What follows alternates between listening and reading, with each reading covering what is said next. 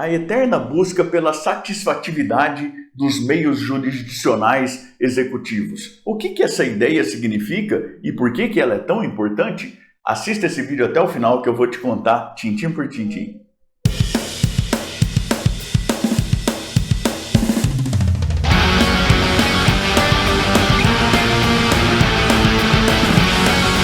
Eu sou o professor Thiago Caversan e compartilho semanalmente, aqui mesmo no canal, vídeos relacionados à teoria e à prática do direito, como esse vídeo de hoje, em que eu falo sobre a busca pela satisfatividade na execução. Desta vez, em atenção ao gentilíssimo convite do professor Aldo Aranha de Castro, lá da Universidade Federal do Mato Grosso do Sul.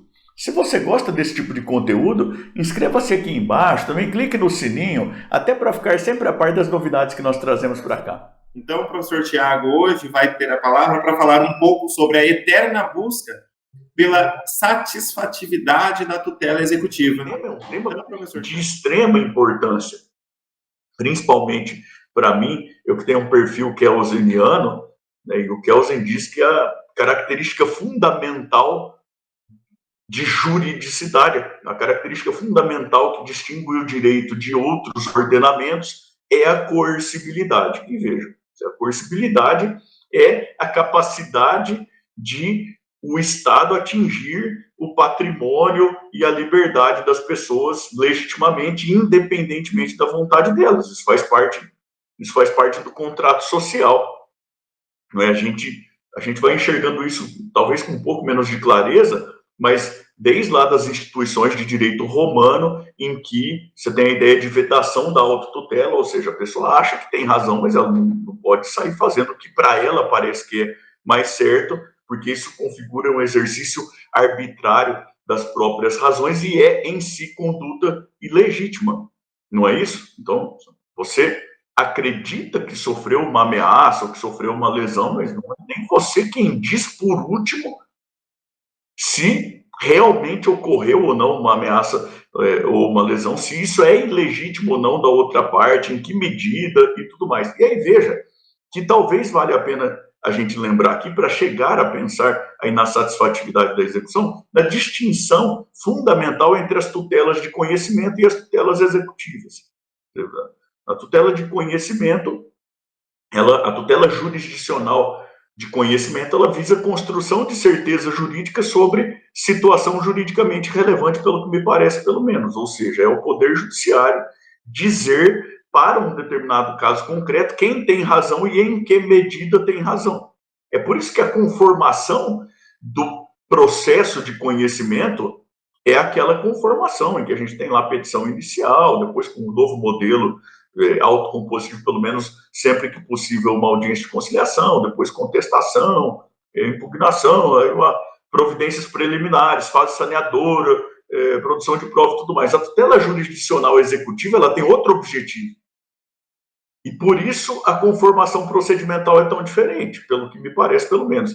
O objetivo, quando a gente fala de processo de execução, e serve para execução de título extrajudicial, serve também para o cumprimento de sentença, o objetivo é a efetivação de direito sobre o qual há uma presunção, ainda que relativa, de legitimidade, que decorre da existência de um título, ou se quiser deixar mais completo, de um documento que é distinguido pela legislação como título. Então, a gente tem um documento que é a legislação quem diferencia como título, e a existência desse documento dá à parte a possibilidade de ir para um caminho procedimental que é marcado pela... Olha, o que nós estamos procurando é efetivar, nós não estamos procurando construir certeza. E veja que isso tem uma série de consequências. Na execução de título extrajudicial, por exemplo, a defesa do executado, típica, ela é realizada por meio de outro processo, que é um processo de conhecimento, os embargos à execução. Você não cabe dentro do processo de execução, porque o objetivo no processo de execução é a efetivação de um direito sobre o qual existe uma presunção de legitimidade, uma presunção relativa, mas uma presunção de legitimidade que decorre de um título. E veja que essa é uma situação meramente jurídica mesmo. Você vê lá, documento privado assinado pelas partes e mais duas testemunhas. Veja, podia ser uma testemunha, poderiam ser três. Por que duas? A resposta simples e talvez mais evidente e com importância jurídica é induz porque está na lei, está lá no artigo 784. O porquê da lei, essa já é uma questão de ordem política, não é uma questão estritamente jurídica. Agora, veja, para não dizer que nós não falamos nada do tema em si, né? Por que é que a gente tem que se preocupar tanto com a satisfatividade? Porque você pode bem pensar também, falar, olha, os procedimentos estão aí, se vai ou não vai funcionar, não é uma questão lá tão do direito. E daí talvez por isso o tema seja tão interessante, porque é aqui talvez que o direito encontra a política, encontra a economia, encontra as ciências sociais com a antropologia e tudo mais. É tão importante a gente pensar na satisfatividade da execução, porque é necessário que nós nos preocupemos com o funcionamento das instituições. E aí dá para pensar aqui um monte de gente, né? Eu lembro aqui do Douglas North, por exemplo, economista norte-americano, já falecido, ganhou o Prêmio Nobel de Economia em 1992, falando da importância das instituições, do pleno funcionamento das instituições, e diz ele o seguinte, olha, nos cenários em que as instituições funcionam bem, a gente tem uma tendência ao desenvolvimento. Nos cenários em que as instituições não funcionam tão bem, a gente tem uma tendência ao subdesenvolvimento. E para quem gosta da linguagem econômica, acontece que você tem um aumento dos custos de transação. Isso é a raiz de uma tragédia, que é uma tragédia econômica, mas acaba sendo uma tragédia social e possivelmente ambiental também. Dito de maneira muito simples, é muito importante que as instituições funcionem, porque quando as instituições não funcionam, o cidadão, as pessoas se sentem tentadas à barbárie. Elas se sentem tentadas a descartar a solução da via institucional, achar que há outras soluções possíveis. E isso é um mergulho de centenas, se não milhares de anos em direção a algo que a gente achou que não era bom. E eu vou até contar um caso aqui, apesar de estarmos sendo gravados e tudo mais, mas é um caso que ganhou conhecimento nacional, parar no jornal e tudo mais. Eu cresci na cidade de Olímpia, no interior de São Paulo. Meus pais moram lá ainda. Belíssima cidade, terra do Termas dos Laranjais, do Festival de Folclore e tudo mais, terra pela qual tenho o maior carinho também. Olímpia fica na região de São José do Rio Preto. Tinha um advogado de Olímpia que residia em Rio Preto, ele tinha um contrato grande de honorários e o cliente dele tinha inadimplido o contrato de honorários. Bom, você deve saber, segundo o Estatuto da Advocacia e da Ordem dos Advogados do Brasil, que é lei federal, a Lei 8.906 de 1994, o contrato de honorários é título executivo extrajudicial. Não precisa nem da assinatura de testemunho. Então, dá ensejo desde logo à execução. Não precisa procurar a construção de certeza jurídica, pode ir diretamente procurar a efetivação de direito. Cara, você é advogado, você não precisa nem contratar advogado. Qual que é o caminho natural? O caminho natural, você vai lá e sabe como as coisas funcionam, propõe a execução e toca, não é isso? Pois é. Por 1 milhão de possíveis motivos, e veja, o que assusta é que, talvez justamente porque o advogado saiba como funcionam as instituições, isso já aconteceu faz vários anos, mas veja, eu já era formado em Direito e eu sou velho, mas não tão velho assim também, né? Aquele advogado que tinha passado a residir em São José do Rio Preto, ele achou que propor ação não era o caminho mais eficiente.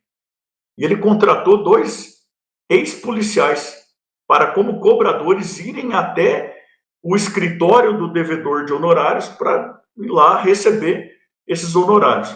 O cliente dele estava alertado de que isso podia acontecer. E estava lá algum segurança, se eu não me engano, era até ex-policial também. Veja, Olímpia era uma cidade que na época já tinha lá os seus 50 mil habitantes. Deu tiroteio no centro da cidade e morreu gente. O direito é o contrário disso. E vejam o sinal de preocupação, quando um advogado acha que a via institucional não é não é a melhor, não é a mais eficiente, que ele tem a possibilidade de querer escolher outras coisas. E veja, não estou aqui querendo dizer que não sou um estatista, muito pelo contrário, eu sou um liberal, não quero dizer que as pessoas não podem negociar e tudo mais, mas ninguém deve querer negociar armado, ninguém deve querer impor a sua própria vontade aos outros, porque isso é um estado de barbárie. E eu, que sou muito mais Hobbes do que Rousseau, eu acho que a gente tem medo de um cenário em que o homem é o lobo do homem, por mais forte e bem armada que a pessoa seja. Ela sabe que uma hora ela vai envelhecer, que pode aparecer alguém mais forte do que ela. Isso é um barco furado, a gente achar que as coisas podem funcionar assim. É por isso que é tão importante que nós nos preocupemos com a satisfatividade da execução. E essa é uma questão de jurisdição. Se as pessoas não confiam nas instituições, isso é o começo do fim. Isso é a margem que precisa para que haja revoluções. E ninguém sabe se nós sairemos melhores ou piores, o que vai acontecer depois de uma revolução. Se vem uma nova Constituição, o que é que ela vai pretender? Uma pessoa de caráter institucionalista, neo-institucionalista como eu, acho que o negócio é sempre a gente ir trabalhando nas evoluções do que confiar cegamente em qualquer tipo de revolução. Até porque eu também sou garantista na perspectiva estritamente processual, e aí eu acho que é muito importante que a gente alie a noção de que as instituições precisam funcionar, mas precisam funcionar com absoluto respeito ao contraditório, à ampla defesa, com os meios e recursos a ela inerentes, punindo severamente atos atentatórios à dignidade da justiça, porque, por outro lado, como disse o já falecido e grande professor Salvio Figueiredo Teixeira, o processo não é um jogo de espertezas também, mas é um mecanismo que garante que as pessoas possam ser ouvidas de fato e levadas em conta pela autoridade jurisdicional. Né? Então, isso, de toda forma, não deve servir de uma justificativa qualquer para que o Poder Judiciário simplesmente não funcione. E aí é muito importante, vocês prosseguirão aí no semestre, depois verificando os procedimentos todos da execução e tudo mais, é muito importante que a gente se preocupe com o aprimoramento desses procedimentos, porque as instituições precisam funcionar.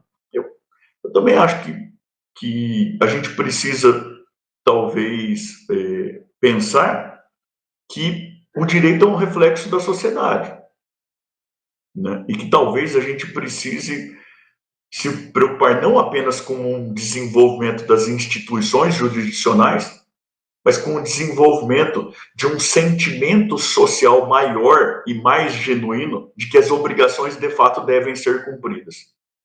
Porque isso é um problema muito sério. Não é raro que a gente veja pessoas que têm orgulho de fugir das suas próprias obrigações e que encontram aplauso, inclusive, quando isso acontece. E isso é um problema muito sério, porque disse o Weber, Max Weber, né, ele deixou uma obra inacabada, A Economia e a Sociedade, foi lançado aqui no Brasil uma parte concluída, em que ele fala mais especificamente sobre o direito na economia e na sociedade. Eu não vou te falar que é um livro muito leve assim de ler, mas é um livro bastante interessante e muito importante. E o Weber vai falar lá, por exemplo, o seguinte: olha, se você tem uma sociedade, Weber que trabalhava com economia e sociologia, né? Se você tem uma sociedade em que as pessoas fazem o que elas entendem que é certo, por convicção, essa sociedade tende a funcionar bem, porque quando alguém destoa, você tem um aparato coativo do Estado que vai lá e coloca as coisas em ordem, e isso é importante para que as coisas funcionem. Agora, se você tem uma sociedade em que o geral das pessoas faz o que sabe que é errado, e veja que, assim, subjetivamente, a pessoa acha que é errado. Eu não quero aqui falar de uma maneira platônica que é algo objetivamente transcendental, certo ou errado. Não, mas as pessoas, elas consideram errado e elas fazem aquilo que elas próprias consideram que é errado no geral. A maior parte das pessoas atua assim, ou então uma parte muito significativa, uma parcela muito significativa da sociedade vive assim. Dizia o Weber lá no começo do século XX, lá pelos anos 1915, lá mais ou menos, por aí. Dizia ele o seguinte, olha, se é assim que está a sociedade, o aparato coativo do Estado, para obrigar essas pessoas a fazerem aquilo que elas deveriam fazer, custa tão caro que não tem dinheiro suficiente para pagar. E talvez a nossa dificuldade de satisfatividade esteja muito ligada a isso. A gente tem um Estado que não cumpre as próprias obrigações, não é verdade?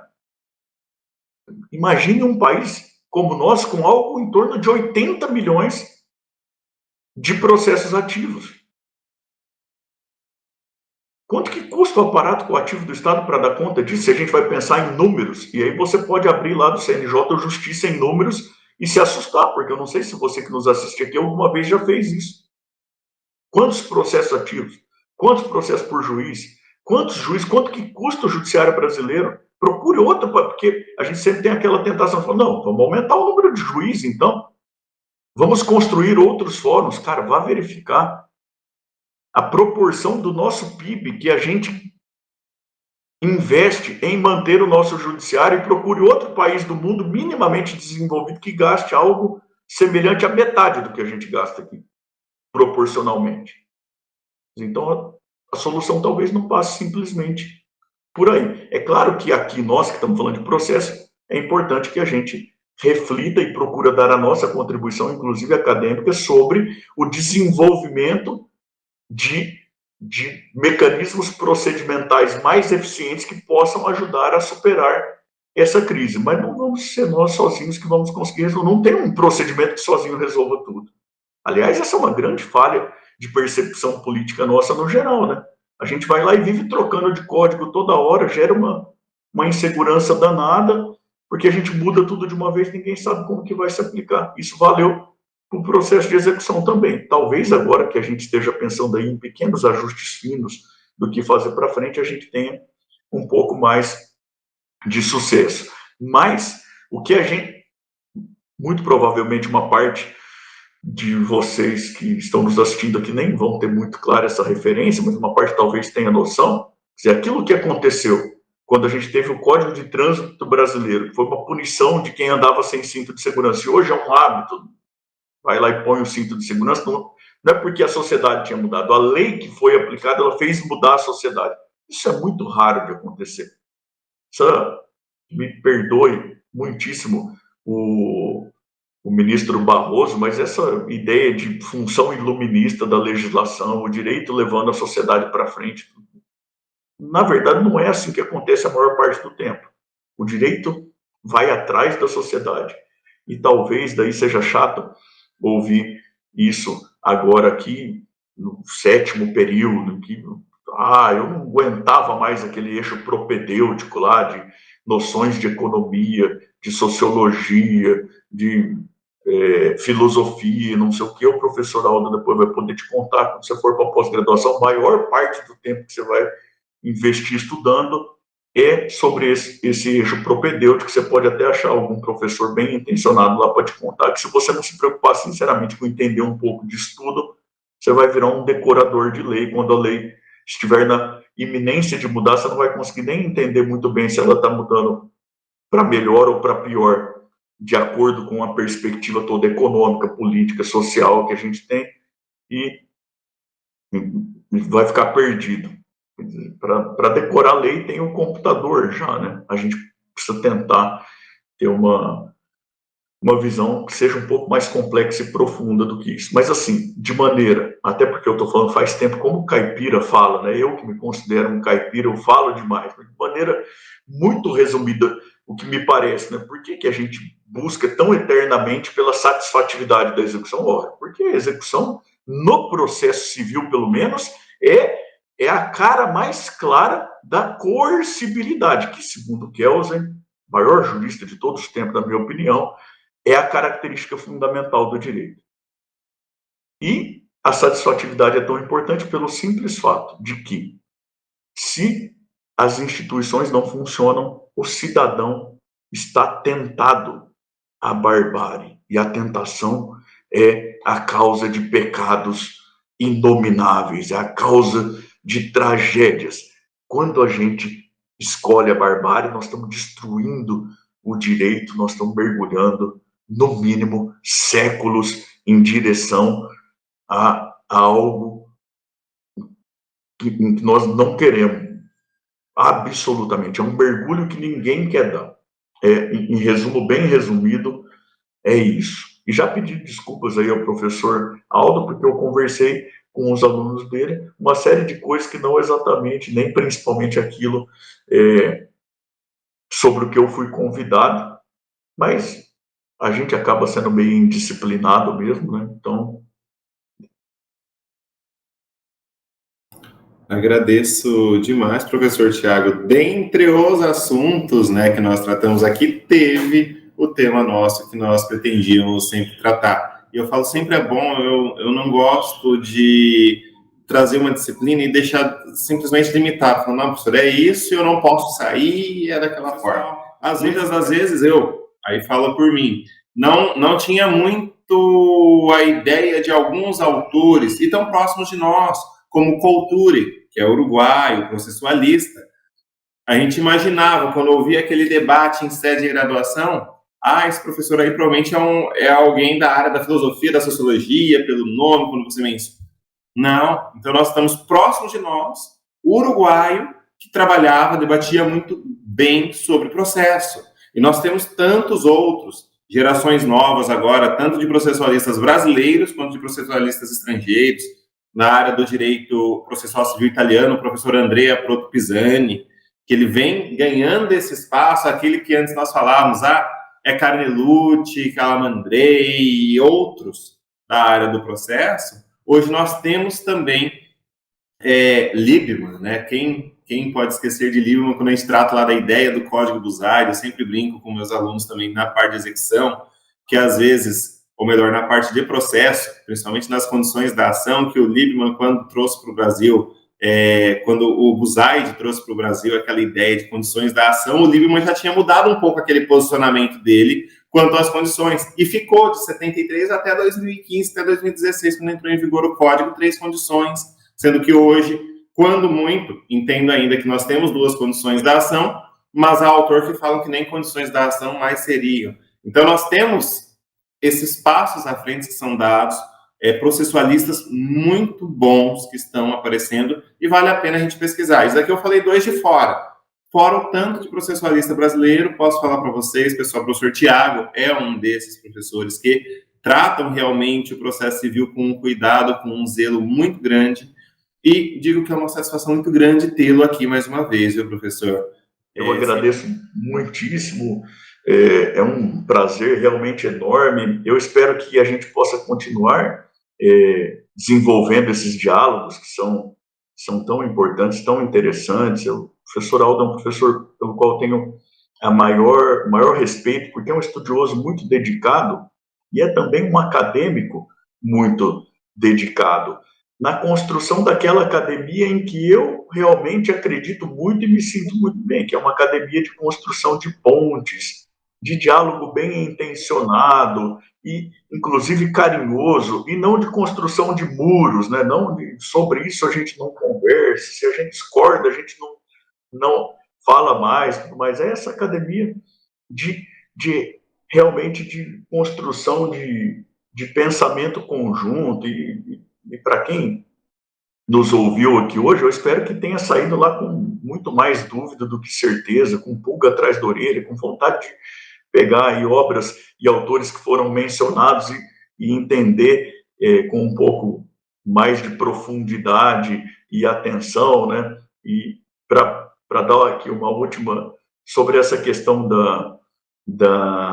das condições da ação ou não e tudo mais, a gente tem vários escritos do Liebman muito interessantes para ler, mas a gente tem o Calmon de Passos, grande baiano arretado também que divergiu um tanto aí em relação ao Liebman, né? E depois a gente tem o Ovidio Batista lá no Rio Grande do Sul, que também vem me dar a opinião dele sobre isso aí. E tem gente da nova geração aí produzindo em grande qualidade sobre tudo isso, e E acho que o importante é a gente continuar sentando, conversando e construindo essas pontes de diálogo que são tão interessantes. É isso aí, pessoal. Eu espero que você tenha gostado desse nosso vídeo aqui e queria te convidar a conversar conosco pelos comentários aqui embaixo, por favor, contando pra gente de onde é que você nos assiste, o que é que você faz, se você é estudante de direito, se já é profissional, se é de outra área e é curioso sobre o tema, tá bom? Conta pra gente aqui embaixo, até para, na medida do possível, a gente poder interagir um pouco.